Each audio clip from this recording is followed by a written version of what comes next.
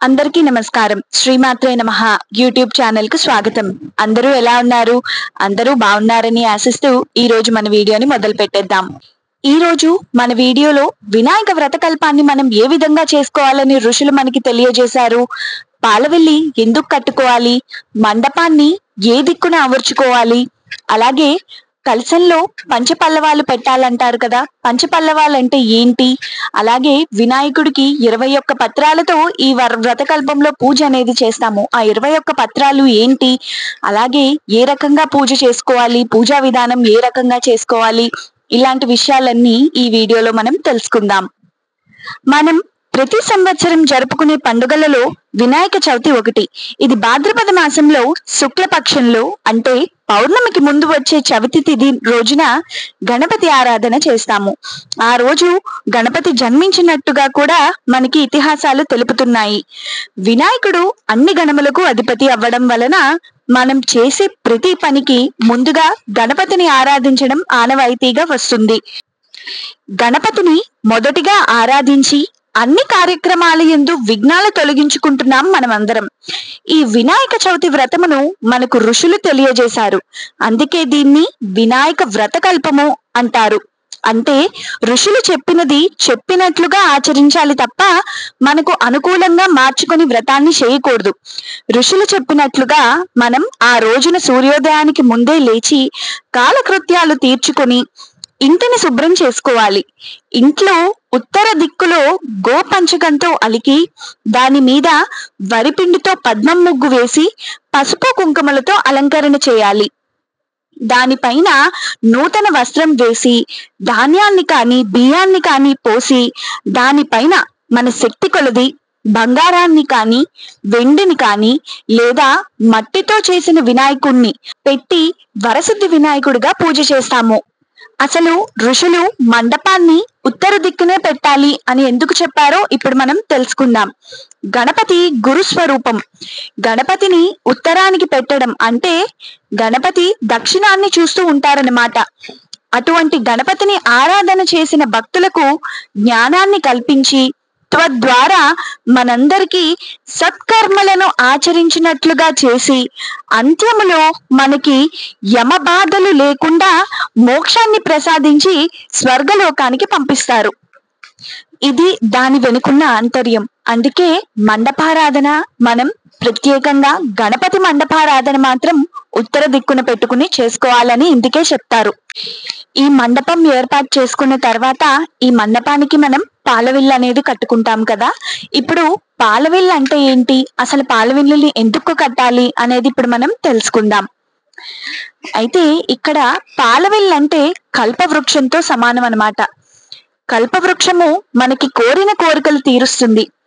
ఏ దేవీ దేవతలు అయినా కల్పవృక్షం దగ్గర నివాసమై ఉంటారు. ఆ భావనతో మనం గణపతి పైన పాలవెల్లి కడతాము. ఈ పాలవెల్లికే మనం వివిధ రకాల కాయలు పళ్ళు కడతాం కదా. దీని పరమార్థమే కల్పవృక్షం అని తెలియజేస్తుంది. మనం పాలవెల్లి కట్టడం వెనకాతలో ఉన్న ఆంతర్యం ఏంటో తెలుసుకున్నాం కదా. ఇప్పుడు కలశారాధన కోసం తెలుసుకుందాం. మనం అందరం బేసిక్ గా వరలక్ష్మి వ్రతానికి కానివ్వండి, రేపు రాబోయే వరసిద్ధి వినాయక వ్రతకల్పానికి కానివ్వండి, అలాగే 7 శనివారాలు వ్రతం అని చేస్తారు దానికి కానివ్వండి, ఇలా సత్యనారాయణ స్వామి వ్రతం, ఇలా వ్రతం అనే పేరుతో మనం ఆచరించే పూజా విధానాలన్నిటికీ మనం కలశ స్థాపన అయితే చేసుకుంటాం. అంటే ఒక చెంబులో అది రాగి కానివ్వండి, ఇత్తడిది కానివ్వండి, వెండి బంగారం ఎవరి స్తోమతకు తగ్గట్టు వాళ్ళు ఆ చెంబు అనేది పెట్టుకుంటారు కదా. ఆ చెంబులో నీరు పోసి కొబ్బరికాయను పెట్టి ఒక నూతన వస్త్రాన్ని ఆ కొబ్బరికాయ చుట్టూ మనం కడతాం కదా. దీన్ని కలశ స్థాపన చేసుకుంటాం. మనం బియ్యం పోసి కిందన ప్లేట్ లో కానీ లేకపోతే ఒక వస్త్రం మీద బియ్యం పోసి ఆ కలశాన్ని అయితే మనం స్థాపన చేసుకుంటాం కదా. ఇది అసలు ఎందుకు చేయాలి, ఇలా కలశ స్థాపన చేసి కలశానికి పూజ చేయడం అంటే కలశారాధన చేయడం వల్ల మనకి ఎలాంటి ఫలితాలు వస్తాయి అనేవి ఇప్పుడు మనం తెలుసుకుందాం. నేనైతే కలశాన్ని ఖచ్చితంగా పెట్టుకుని పూజించమనే చెప్తాను. ఎందుకంటే మనం మంత్రం ద్వారా పిలిచిన దేవీ దేవతలు మన మంత్రాన్ని స్వీకరించి మన కోరికలను త్వరగా సిద్ధింపజేసేది నీటి ద్వారానే. అందుకే చెంబులో నీరు పోసి ఆ నీటిలోకి దేవీ దేవతల్ని ఆహ్వానం చేసి మంత్రపూర్వకంగా పూజ చేసుకుంటాం అన్నమాట. మనం ఈ వ్రతాన్ని కలశం పెట్టి పూజ చేయడం వల్ల వచ్చే ఫలితాలు ఏంటో తెలుసుకున్నాం కదా. ఇప్పుడు ఆ కలశంలో పెట్టవలసిన పంచపల్లవాలు అని కొన్ని ఉంటాయండి. 5 కొమ్మలు, 5 రకాల కొమ్మలు ఉంటాయి పంచపల్లవాలని. అవేంటో ఇప్పుడు మనం తెలుసుకుందాం. ఏంటంటే మనం ఒక చెంబులో నీరు పోస్తాం. నీరు పోసి కొబ్బరికాయ పెట్టే ముందు అంటే ఆ నీటిలో మనం యూజువల్ గా ఏం చేస్తాం, అందరం మామిడాకులు పెట్టేస్తాం. ఎందుకంటే మనకి పంచపల్లవాలు దొరకడం అనేది కొంచెం కష్టంగా మనం భావిస్తాం కాబట్టి ఈజీగా మామిడాకులు దొరికేస్తాయి కాబట్టి మామిడి కొమ్మలు పెట్టేస్తాం. కానీ ఇక్కడ మామిడి కొమ్మలు పెట్టకూడదు. మామిడి కొమ్మలు పెట్టకూడదు అంటే అస్సలు పెట్టకూడదని కాదండోయ్. మామిడి కొమ్మలతో పాటు ఇంకో 4 రకాలైన కొమ్మలు పెట్టాలి. ఈ 5 పెడితేనే పంచపల్లవాలు అవుతాయి అన్నమాట. అందులో మామిడి కొమ్మలు, రావి కొమ్మ, మర్రి కొమ్మ, జువ్వి కొమ్మ, మేడి కొమ్మ, ఈ 5 పెట్టాలి. వీటిని పంచపల్లవాలు అంటారు. కలశంలో ఈ 5 పెట్టిన నీరు పోసి ఈ 5 పెట్టిన తర్వాత కొబ్బరికాయ పెట్టి దానికి నూతన వస్త్రం అనేది మనం కట్టాలి. ఇప్పటిదాకా మనం మండపాన్ని ఏ దిక్కున పెట్టి ఎలా ఆరాధన చేయాలి స్వామివారిని, అలాగే పాలవెల్లి ఎందుకు కట్టుకోవాలి, తర్వాత కలశారాధన ఎలా చేయాలి, కలశంలో పంచపల్లవాలు అనేవి ఎక్కడ పెట్టాలి, ఆ పంచపల్లవాలు ఏంటి అనేది ఇప్పటి వరకు మనం తెలుసుకున్నాం కదా. ఇప్పుడు పూజా విధానంలోకి వెళ్దాం. ఈ పూజా విధానంలోనే స్వామివారికి మనం 21 పత్రాలతో పూజ చేస్తాం కదా. ఆ 21 పత్రాలు ఏంటి అనేది మీకు ఇమేజెస్ తో సహా నేను వీడియోలో ఇవ్వడం జరుగుతుంది. వీడియో స్కిప్ చేయకుండా ఎండ్ వరకు చూసేయండి.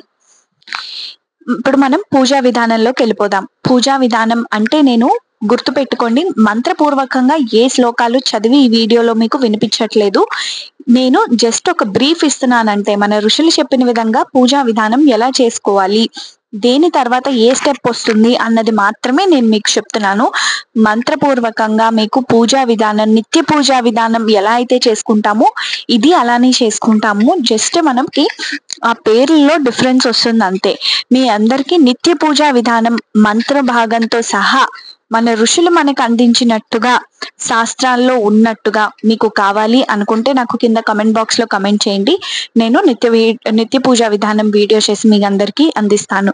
అయితే ఇక్కడ మన వరసిద్ధి గణపతి వ్రత కల్పానికి వచ్చేసరికి పూజ మొదలెట్టే ముందు కొన్ని ధ్యాన శ్లోకాలు అయితే చదువుకోవాలి. ఆ తర్వాత జల ప్రోక్షణ చేసి ఆచమనం చేసుకోవాలి. ఆ తర్వాత దీపారాధన చేయాలి. ఆ తర్వాత మనం గంటకి పూజ చేసి భూతోచ్చాటన ఆసన పూజ చేసుకొని అప్పుడు ప్రాణాయామం చేసి సంకల్పం చెప్పుకోవాలి. సంకల్పం అయిన తర్వాత కలశ పూజ చేసుకోవాలి. కలశ పూజ అంతా పూర్తయిన తర్వాత ప్రప్రథమంగా మనం పసుపు గణపతి, ఈయన్నే హరిద్రా గణపతి అంటామన్నమాట. హరిద్రా గణపతి పూజ చేయాలి. ఎందుకు చేయాలి అంటే మన వరసిద్ధి వినాయకుడి వ్రతకల్పం పూజ అనేది మనకి ఎటువంటి ఆటంకాలు లేకుండా అయిపోవాలని చెప్పి మనం హరిద్రా గణపతికి ప్రార్థన పూజ చేస్తామన్నమాట. అయితే ఫస్ట్ హరిద్రా గణపతికి ప్రాణ ప్రతిష్టాపన చేసిన తర్వాత షోడశ ఉపచారాలతో పూజ చేయాలి. షోడశ ఉపచారాలంటే ధ్యానం, ఆవాహనం, ఆసనం, పాద్యం, అర్ఘ్యం, ఆచమనీయం, పంచామృత స్నానం, తర్వాత శుద్ధోదక స్నానం, వస్త్రం, యజ్ఞోపవీతం, గంధం, ఆభరణం, కుంకుమ, అక్షతలు, పుష్పాలు. ఈ పుష్పాలతో స్వామివారివి 16 నామాలు చదువుకుని పూజ చేసుకోవాలి. తర్వాత ఏకవింశతి పత్ర పూజ, తర్వాత ధూర్మయుగ్మం పూజ, ధూపం, దీపం, నైవేద్యం, తాంబూలం, నీరాజనం, మంత్రపుష్పం, ఆత్మ ప్రదక్షిణ నమస్కారం, సర్వోపచార పూజ, క్షమా ప్రార్థన, తర్వాత ప్రసాద స్వీకరణ, ఉద్వాసనతో మనకి హరిద్రా గణపతి పూజా విధానం అయితే ముగుస్తుంది. ఇప్పుడు హరిద్రా గణపతికి కూడా మనం షోడశోపచారాలతో పూజ చేయాలి. అలాగే వరసిద్ధి గణపతికి కూడా షోడశోపచారాలతో పూజ చేయాలి. మనకి టైం టేకింగ్ ప్రాసెస్ అయిపోతుంది అనుకున్న వాళ్ళు హరిద్రా గణపతి పూజని చక్కగా నీట్ గా సింప్లిఫై చేసి ఈ విధంగా మంత్రాలు అయితే చదువుకోవచ్చు. ఓం శ్రీ హరిద్రా గణపతియే నమః, ధ్యాయామి, ధ్యానం సమర్పయామి. ఓం శ్రీ హరిద్రా గణపతియే నమః, ఆవాహయామి, ఆసనం సమర్పయామి. ఇలా వాటిల్ని షార్ట్ గా ఇప్పుడు నేను చెప్పిన ఉపచారాలని ఇలా యాడ్ చేసుకుని చేయొచ్చు, సింపుల్ గా నీట్ గా, మీకు ఎక్కువ టైం పట్టదు. ఇప్పుడు వరసిద్ధి గణపతి పూజ ఎలా చేసుకోవాలనేది చూసేద్దాం. అయితే ఇక్కడ కూడా మనం వరసిద్ధి గణపతికి షోడశ ఉపచారాలతో పూజ చేసుకోవాలి. షోడశ ఉపచారాలంటే ఇందాక ఏంటో హరిద్ర గణపతి పూజ చెప్పినప్పుడు నేను చదివి వినిపించాను కదా 16 ఉపచారాలు. ఆ 16 ఉపచారాలే ఇక్కడ కూడా చదివి వరసిద్ధి గణపతికి మనం పూజ అయితే చేసుకుంటాము. అయితే ఇందాక హరిద్ర గణపతికి చెప్పుకున్నట్లు ధ్యాయామి, ధ్యానం సమర్పయామి, ఆవాహయామి, ఆసనం సమర్పయామి అని ఇలా షార్ట్ గా చెప్పకుండా ఇక్కడ ప్రతి ఉపచారానికి స్వామివారికి సంబంధించి ఒక శ్లోకం ఉంటుంది. ఆ శ్లోకం చదువుకుని ఉపచారం చెయ్యొచ్చు, లేదా స్వామివారికి మనం పురుష సూక్తం చదువుకుంటూ ఉపచారాన్ని చెయ్యొచ్చు. లేకపోతే పురుష సూక్తంలో ఒక వర్స్ చదివి అలాగే ఉపచారానికి సంబంధించిన శ్లోకం ఈ రెండు కలిపి చదువుకుని స్వామివారికి ఉపచారం అనేది చేసుకోవచ్చు. అది మీ వీలు, మీ కంఫర్ట్, మీకు ఎలా చేసుకోవాలి అని మనసు కనిపిస్తే అలా చేసుకోవచ్చు, దాంట్లో తప్పు లేదు. ఇప్పుడు వరసిద్ధి గణపతి పూజా విధానానికి వచ్చేసరికి హరిద్ర గణపతి పూజ ముగిసిన వెంటనే మనం పునరాచమనం చేసుకోవాలి. పునరాచమనం చేసిన తర్వాత ప్రాణాయామం చేసి సంకల్పం చెప్పుకుని అప్పుడు ప్రాణ ప్రతిష్టాపన చేయాలి. ఆ తర్వాత ధ్యానం, ఆవాహనం, ఆసనం, పాద్యం, అర్ఘ్యం, ఆచమనీయం, మధుపర్కం, పంచామృత స్నానం, శుద్ధోదక స్నానం, వస్త్రం, యజ్ఞోపవీతం, గంధం, ఆభరణం, తర్వాత కుంకుమ, అక్షతలు, పుష్పాలతో పూజ చేసుకోవాలి. ఇవన్నీ ముందు చెప్పుకున్న ఉపచారాలే, మళ్ళీ ఇంకొకసారి మీకు రిపీట్ చేసి చెప్తున్నాను. ఆ తర్వాత ఇక్కడ వరసిద్ధి గణపతికి వచ్చేసరికి అధాంగ పూజ ఉంటుంది కదా, అధాంగ పూజ చేసుకోవాలి. అధాంగ పూజ చేసుకున్న తర్వాత ఏకవింశతి పత్ర పూజ అంటే 21 పత్రాలతో మనం స్వామివారిని పూజించుకుంటాం కదా, ఆ 21 పత్రాలతో ముందు పూజ చేసుకోవాలి. ఆ 21 పత్రాలు ఏంటి, ఎలా ఉంటాయి అనేవి మన స్క్రీన్ మీద ఫొటోస్ పెడుతూ ఉంటాను. అలాగే ఆ పత్రాల పేర్లు కూడా నేను ఇప్పుడు చదువుతాను, ఒకసారి వినండి. మాచి పత్రం అంటే మాచిపత్రి, బృహతి పత్రం వాకుడాకు అన్నమాట, బిల్వ పత్రం అంటే మారేడాకులు, దూర్వయుగ్మం అంటే గరిక, దత్తూర పత్రం అంటే ఉమ్మెత్తాకు, తర్వాత బదరీ పత్రం అంటే రేగు ఆకు, అపమార్గ పత్రం అంటే ఉత్తరేణ అన్నమాట, తులసి పత్రం అంటే తులసి దళాలు మనకి తెలిసిందే కదా, చూత పత్రం అంటే మామిడాకులు, కరవీర పత్రం అంటే గన్నేరు ఆకులు, తర్వాత విష్ణుక్రాంత పత్రం అంటే విష్ణుకాంతమే అండి, దాడిమి పత్రం అంటే దానిమ్మ అన్నమాట, తర్వాత దేవదారు పత్రం అంటే దేవదారే అంటారు అందరికీ తెలిసిందే, మరువక పత్రం అంటే మరువమండి, సింధువార పత్రం అంటే వావిలాకు, జాజి పత్రం అంటే జాజి ఆకు, గండకీ పత్రం అంటే దేవకాంచనం అన్నమాట, దేవకాంచనం చెట్లు కాకులు ఉంటాయి కదా అవి, సమీపత్రం అంటే జమ్మ ఆకులు, అశ్వత్థ పత్రం అంటే రావి ఆకు, అర్జున పత్రం అంటే తెల్లమద్ది, అర్కపత్రం అంటే జిల్లేడు. ఇవి అండి 21 పత్రాలు. ఈ 21 పత్రాలకి నామాలతో పూజ ఉంటుంది కదా, ఏకవింశతి పత్రాన్ని పూజ అంటారు. ఆ పూజ చేసుకోవాలి. ఈ పూజ అయిపోయిన తర్వాత ఇక్కడ గణపతి అష్టోత్తర శతనామ స్తోత్రం ఉంటుంది కదా, అది చదువుకొని పూజ చేసుకోవాలి.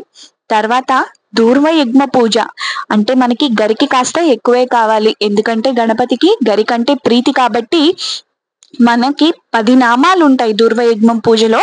ఆ 10 నామాలు చదువుకొని దూర్వయుగ్మం పూజ చేసుకోవాలి. అది అయిపోయిన తర్వాత ధూపం, తర్వాత సాక్షాత్ దీపం, తర్వాత నైవేద్యం, నైవేద్యం పెట్టాక తాంబూలం, తర్వాత నీరాజనం, తర్వాత మంత్రపుష్పం, మంత్రపుష్పం అయిపోయాక మనకి ఆత్మ ప్రదక్షిణ నమస్కారం, సర్వోపచార పూజ, తర్వాత క్షమా ప్రార్థన, ప్రసాద స్వీకరణ చేసిన తర్వాత శ్రీ వరసిద్ధి వినాయకుడిది వ్రత కథ అయితే మనం చదువుకోవాలి. వ్రత కథ చదివేసుకున్న తర్వాత మళ్ళీ మనం అక్షతలు వేసుకోవడానికి ఒక శ్లోకం ఉంటుంది. ఆ శ్లోకం చదువుకుంటూ అక్షతలు వేసుకోవాలి కదా. అక్షతలండి నేను చెప్పేది. ఆ తర్వాత మహా నైవేద్యం ఏదైతే పెడతామో మనం మహా నైవేద్యం పెడతాము. తర్వాత నీరాజనం మళ్ళీ స్వామివారికి నీరాజనం సమర్పించి ఉద్వాసన చెప్పుకోవాలంటే ఉద్వాసన ఆ రోజే చెప్పేసుకోవచ్చు. లేదు 3 రోజులు ఉంచుకుంటారు, 5 రోజులు ఉంచుకుంటారు, 7 రోజులు ఇలా 11 రోజులు వరకు ఉంచుకుంటారు కదా. మీరు ఎన్ని రోజులైతే స్వామివారిని మండపం ఉంచుకోవాలి అనుకుంటున్నారో అన్ని రోజులు ఉంచుకున్న తర్వాత ఆఖరి రోజున మళ్ళీ సేమ్ ప్రాసెస్ ఫాలో అయ్యి ఉద్వాసన చెప్పాలి. మీరు ఎన్ని రోజులు మండపం ఉంచుకుంటే అన్ని రోజులు కూడా ఇదే పూజా విధానాన్ని నిత్యం ఉదయం సాయంత్రం కూడా ఇదే పాటించాలన్నమాట. ఇక స్వామివారి నివేదనకు సంబంధించి ఏం పెట్టాలి ఈ సంగతికి వచ్చేస్తే అందరికీ బాగా తెలిసిందే. స్వామివారికి గుడఖండం అంటే బాగా ప్రీతి. గుడఖండం అంటే అదేనండి, బెల్లం ముక్క. చిన్న బెల్లం ముక్క అయినా స్వామివారికి నైవేద్యం పెడితే చాలు సంతోషించేస్తారు. అది కాకుండా మనం వినాయక చవితి అన్న వెంటనే మనం ఉండ్రాళ్ళు చేసుకుంటాం, జిల్లేడుకాయలు చేస్తారు చాలా మంది. జిల్లేడుకాయల్లో కూడా రకరకాలు చేస్తారు. కొంతమంది కొబ్బరితో చేస్తారు, కొంతమంది నువ్వులతో చేస్తారు, అలాగే మోదకాలు చేసుకుంటారు. ఇలాంటివి స్వామివారికి ప్రసాదంగా చేసి నివేదన చేయాలి. ఇదేనండి మన ఋషులు మనకు అందించిన అద్భుతమైన వరసిద్ధి వినాయకుడి వ్రతకల్పం. ఎలా చేసుకోవాలి, ప్రాసెస్ ఏంటి అనేది కూడా నేను ఇప్పుడు స్టెప్ బై స్టెప్, ఏ ఉపచారం తర్వాత ఏం చేయాలి, దీపారాధన ఎప్పుడు చేయాలి, ఆచమనం ఎప్పుడు చేయాలి, పునరాచమనం ఎప్పుడు చేయాలి, ఇలాంటివన్నీ కూడా ఈ వీడియోలో చాలా క్లియర్ గా మెన్షన్ చేసి చెప్పాను. ఇంకా ఎవరికైనా ఎలాంటి డౌట్స్ ఉన్నా కింద నాకు కామెంట్ బాక్స్ లో కమెంట్ చేయండి. నేను మీ డౌట్స్ అనేవి క్లారిఫై చేస్తాను. అలాగే మన పర్యావరణాన్ని దృష్టిలో పెట్టుకుని ఎంతమంది ప్లాస్టర్ ఆఫ్ ప్యారిస్ వినాయకుల్ని కొండం మానేసి మట్టి గణపతుల్ని తెచ్చుకుని ప్రార్థన చేసుకుంటున్నారు? కింద కామెంట్ బాక్స్ లో కమెంట్ చేసి చెప్పండి. మన ఋషులు మనకి కేవలం పూజా విధానమే కాదండి, వరసిద్ధి గణపతి పూజతో పాటు వరసిద్ధి గణపతి పూజ చేసుకుంటున్నప్పుడు చదువుకోవాల్సిన వ్రత కథల్ని కూడా మనకు అందించారు. ఆ వ్రత కథల్ని మీ అందరి కోసం నేను మరొక వీడియోలో అందిస్తున్నాను. ఆ వీడియో లింక్ నేను డిస్క్రిప్షన్ లోను అలాగే వీడియో చివరిన వచ్చే ఎండ్ కార్డ్ లో కూడా ఇస్తాను. మీరు అందరూ ఒకసారి ఆ కథల్ని రేపు పూజ చేసుకుంటున్నప్పుడు ఖచ్చితంగా వినండి. ఆ కథలు వింటున్నంతసేపు కథ అక్షతలు అనేవి చేత్తో పట్టుకుని కథ పూర్తయిన తర్వాత ఆ అక్షతలు కాస్త దేవుడి మీద, మీ మీద, మీ కుటుంబ సభ్యుల మీద వేసుకోండి.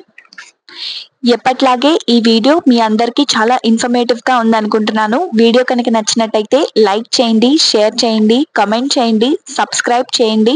అలాగే పక్కనే ఉన్న గంట సింబల్ ని మాత్రం ప్రెస్ చేయడం మర్చిపోకండి. ఎందుకంటే నేను ఇలా వీడియో అప్లోడ్ చేయగానే మీకు అలా నోటిఫికేషన్ వచ్చేస్తుంది. Thank you. శ్రీమాత్రే నమః.